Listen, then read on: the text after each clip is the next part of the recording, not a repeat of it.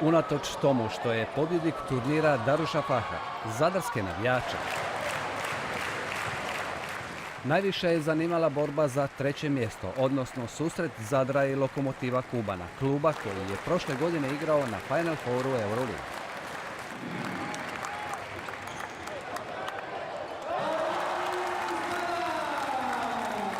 Za ilustraciju, samo jedan igrač Lokomotiva skuplji je od svih igrača Zadra zajedno.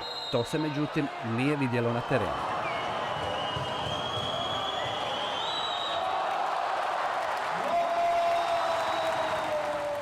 Beskompromisnom borbenošću i golemim srcem David je još jednom pobijedio Golijata i ponovno osvojio srca svojih navijača. Vjerojatno su iznenadili našu publiku i sve koji su bili prisutni u dvorani Krešimira Ćosića, ali jednostavno ovoliko želje, ovoliko energiju, ovoliku borbenost, kolektivnost, to je nešto što jednostavno treba krasiti našu ekipu. Ja mislim da smo mi na jako dobrom tragu.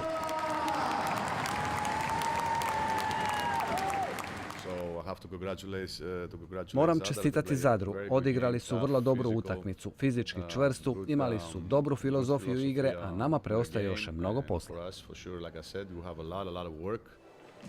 Preostaje i Zadru.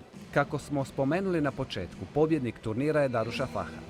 I dok je David Blatt bio zadovoljan, Želimir Obradović, najtrofejnijih trener u Europi, nije.